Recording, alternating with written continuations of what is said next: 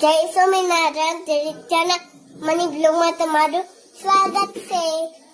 આજે હું રોટલી બનાવી. મને તબિયત સારી નથી.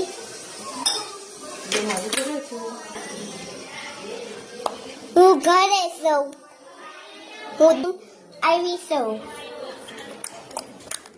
આજે હું રોટલી બનાવું છું.